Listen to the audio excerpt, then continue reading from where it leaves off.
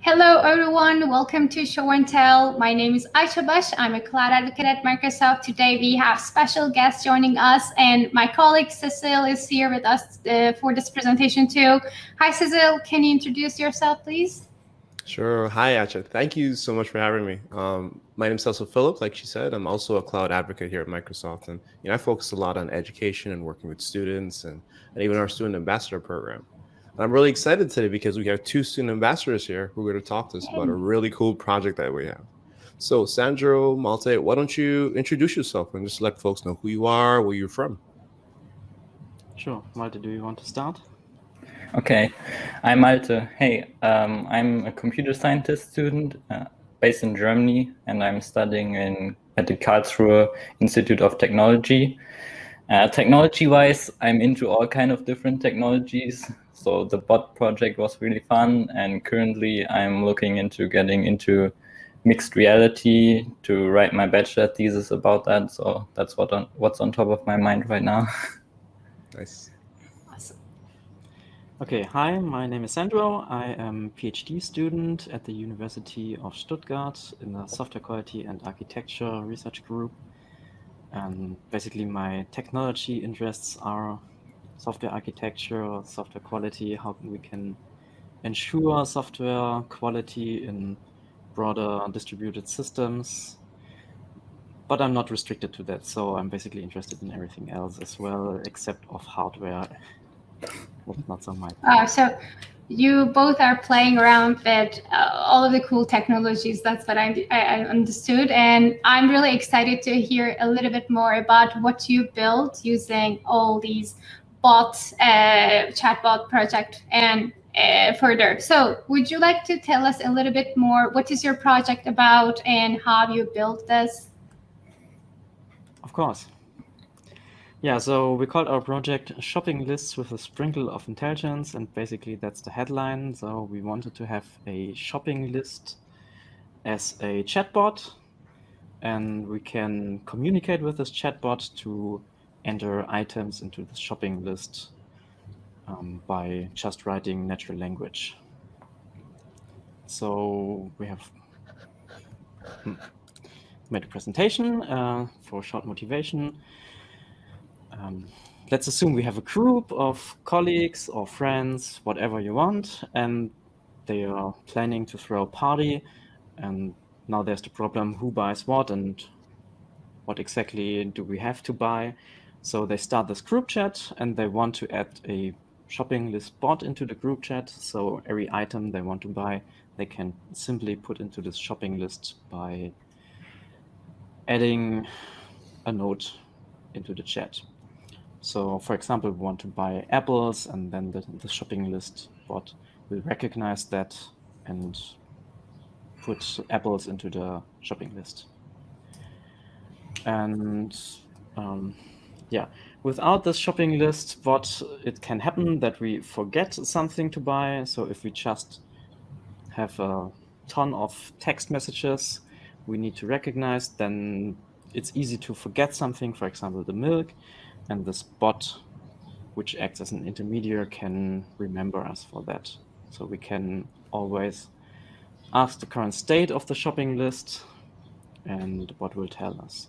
So in this case, we won't forget our milk. So Malte, do you want to add something? I think I can add a little bit of the background story. So in the student ambassador program, we are all about hosting events, educating and learning about technologies. And that's what Sandro and I had planned together, which is how we got started on this idea that we want to build a workshop around a bot.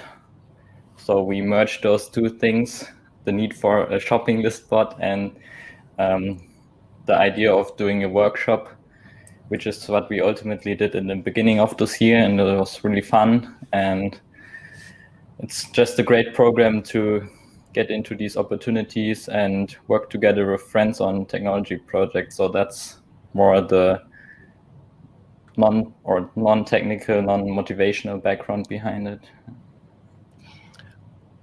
What I really like about this project is one, it's a topic that people can actually use. Like it's a real world thing, because I can see myself with my family members and my friends being like, oh, we have to, we're doing a party or we're having a barbecue, who's buying what, and like, let's not buy too many of one thing, and those types of things. So I could really see it being something that I could really use.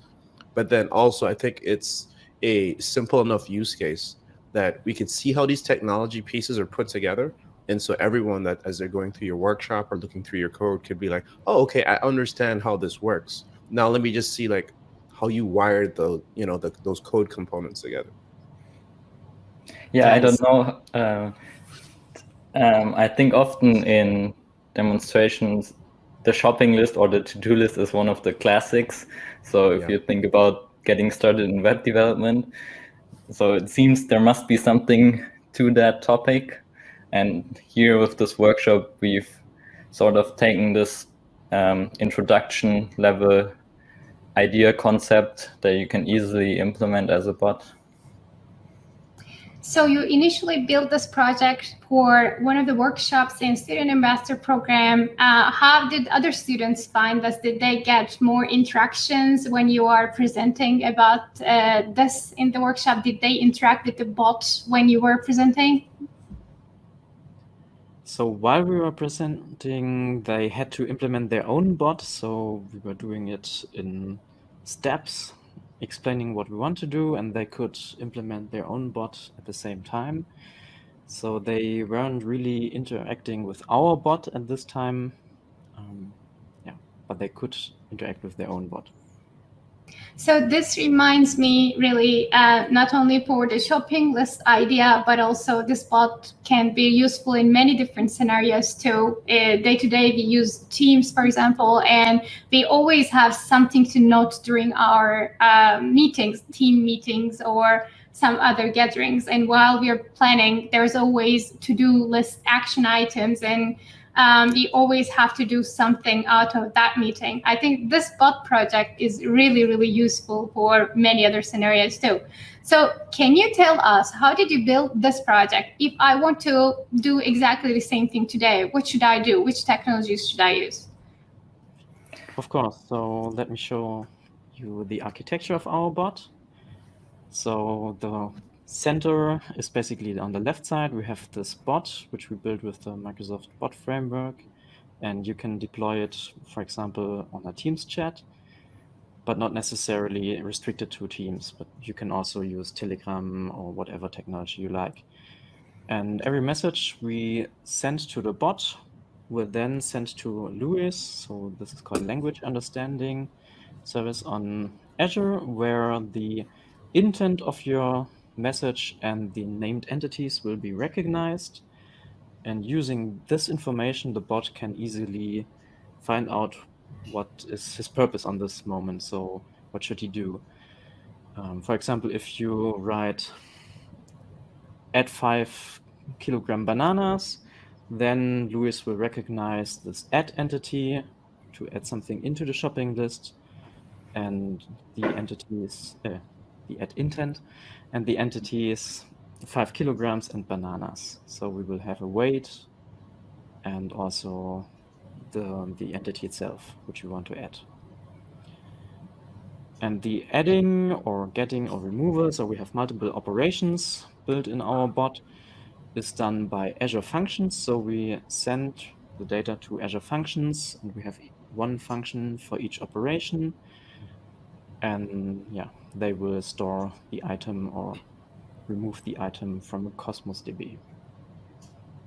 To add to that, especially regarding what you said, Ayca, for us with this project, it was really important to have a modular project. In the end, a bot written in the bot framework is only a web server. So we could have used the bot directly to communicate with the Cosmos DB. However, we were interested in adding the Azure function in between to have a more clear separation of the functionality. So this way, in the future, we might be able to make it less specific for the shopping list and, like you said, for more general to-do tasks. Yeah, it's easy to adopt the spot to a simple to-do list.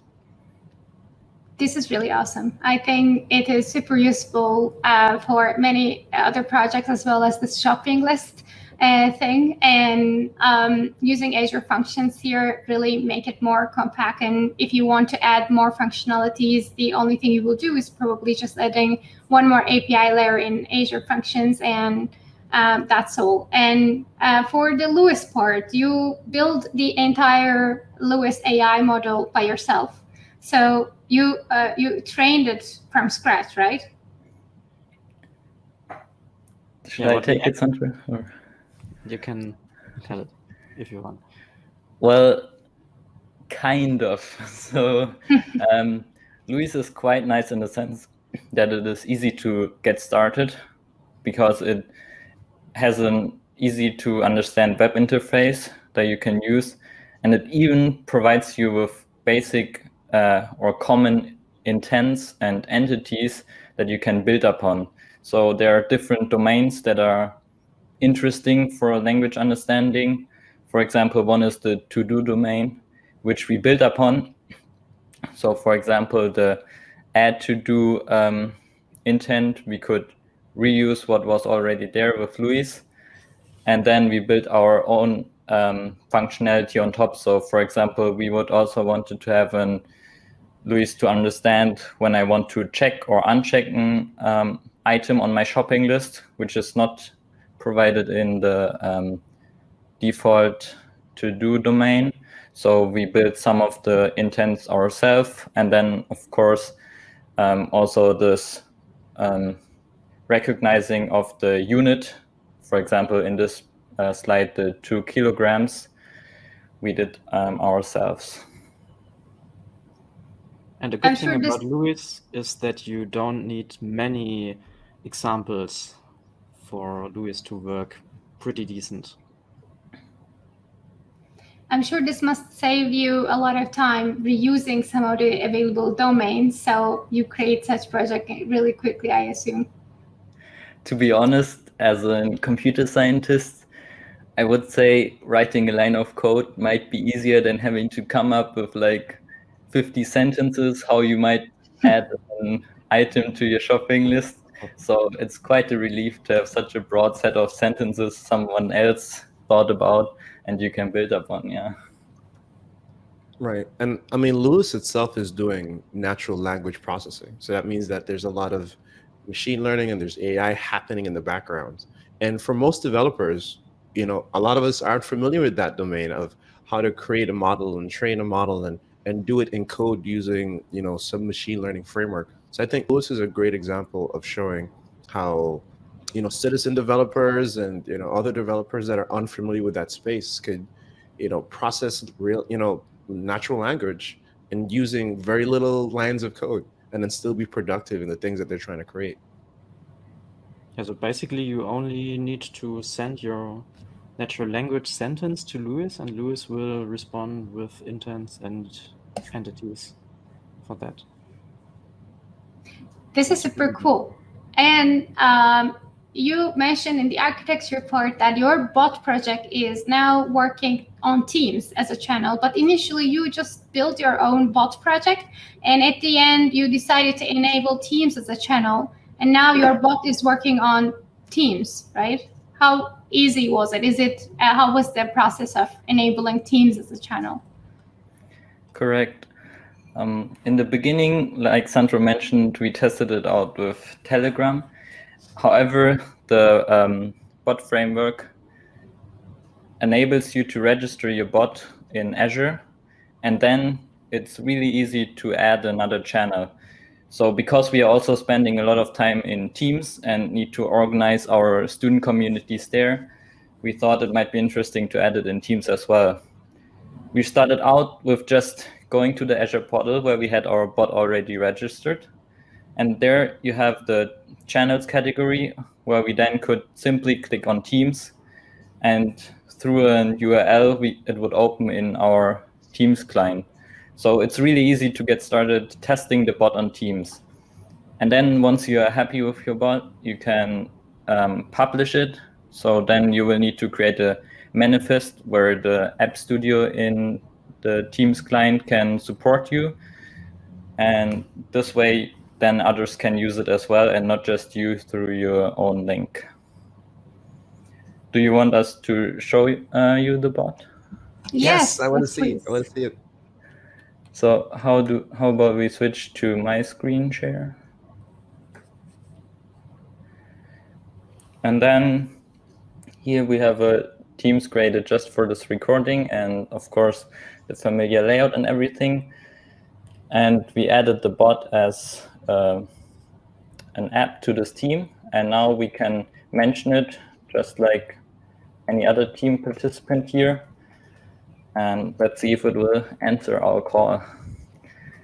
Here it is. So what do we need on our shopping list? Anyone? How about some coconuts? I love Do you want- coconut water, so I'm going to say, can we have some coconuts? I can get coconut water.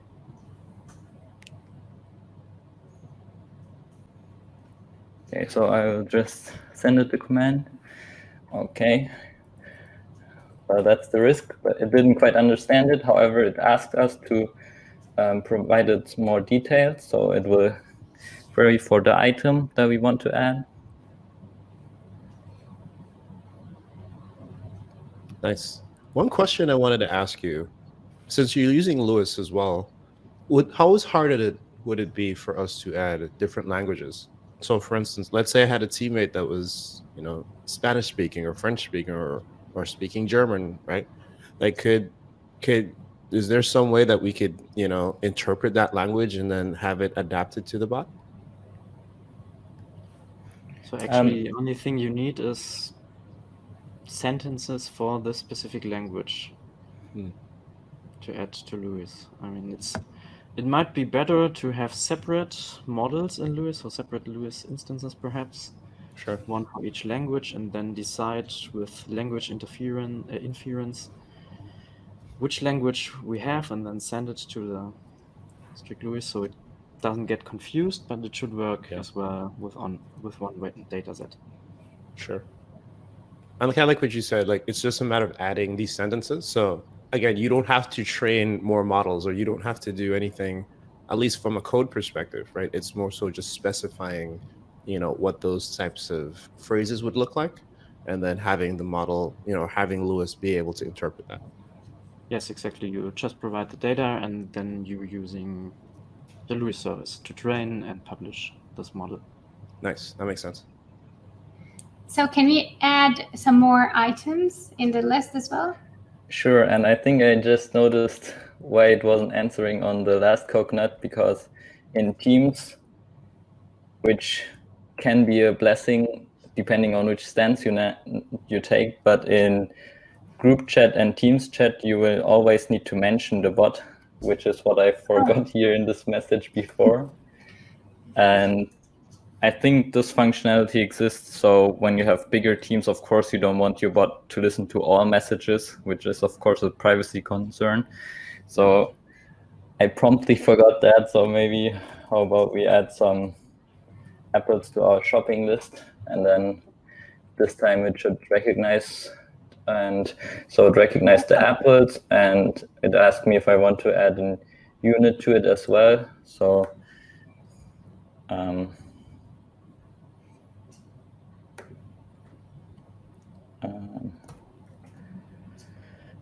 I will provide that information.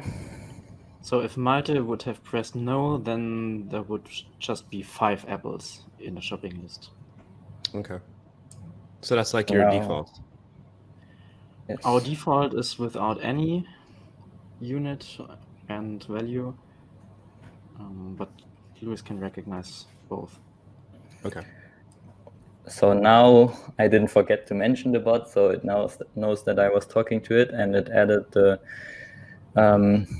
apples to the shopping list. And so if I mention it, I might tell it to show me my shopping list.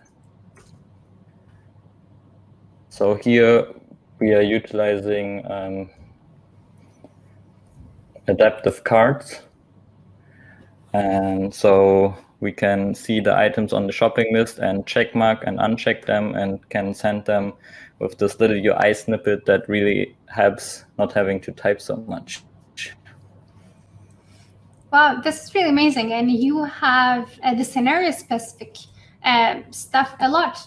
Since this is shopping list, now your bot is understanding what is kilogram, what is the unit, and everything will be added in the shopping list. I assume when you start building other format of these shopping list style of bot, you will use other models in Lewis, or maybe you will add some more stuff in your code to make it more specific to other scenarios like to-do list, or let's say meeting manager kind of list. So what is the next step for your shopping list bot? What is in the roadmap? I think it would be interesting to focus more on teams. As you can see, we still have some minor hiccups since we didn't test extensively with teams yet.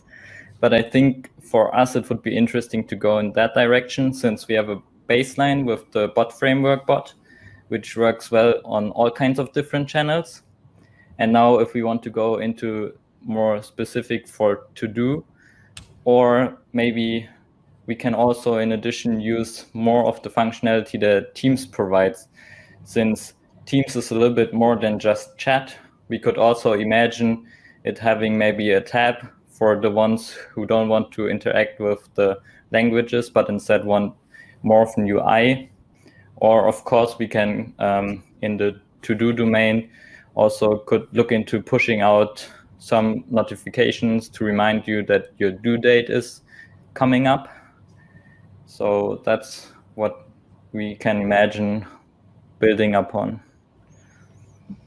So basically, you only have to keep in mind that the bot works with dialogues, and each dialogue has some steps, as you could see in our slides, and you can make it specific, as most specific as you want. So when you add more steps, then the bot can get more specific. If you leave out some steps, then the bot is less specific, and you can ask the user whatever you like. So in this case, we have still our shopping list scenario.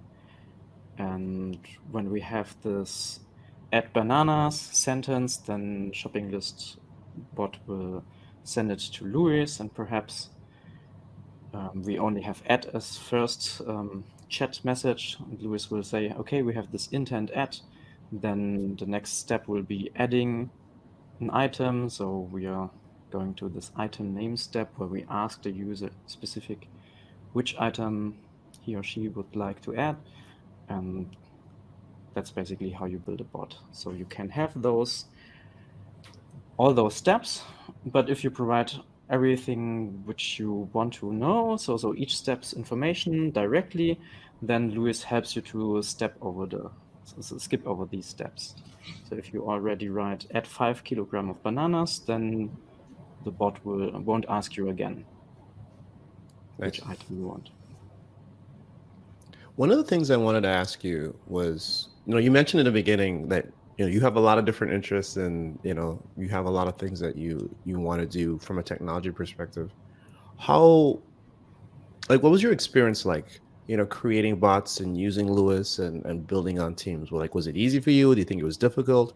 Did you, was it hard for you to find resources and tutorials? I'm kind of curious to hear, what was your actual experience? What did it feel like for you, when you were building this project? Sandro, do you want to start? I will add some. So I think we had some experience with those Azure functions, so this was quite easy task. However, storing items into a database from functions had some difficulties. We tried first the SQL bindings for Cosmos DB in functions, and then we found out very quickly that this has some problems for removing items and getting items. So we switched the underlying layer in Cosmos DB to a MongoDB. We had less experience with implementing a shopping list bot, so we had to go through a lot of documentation there, but I think we could manage quite well. Malte, do you want to continue? Yeah, I think I can add some more to the bot side of this. We both were familiar beforehand with programming TypeScript, which is what we used as a language to develop the bot. But then you can use any language that you best know, since the bot framework supports Java, Python, C#, of course. So it's really up to you.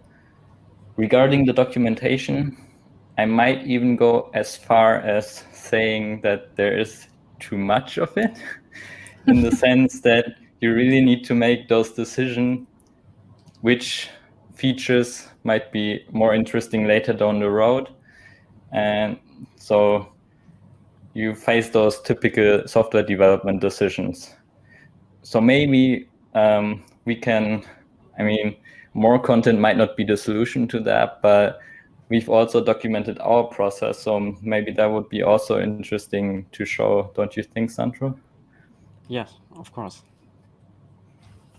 Yeah, I feel like documentation comes in different ways, right? There's the very technical reference documentation that shows you every button and every switch and every knob that you can turn and tweak to like adapt your application.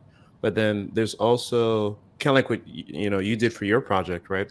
Like, here's how I achieve a particular task. So I don't need to know all the buttons and knobs, but if you want to do the simple thing, here you go.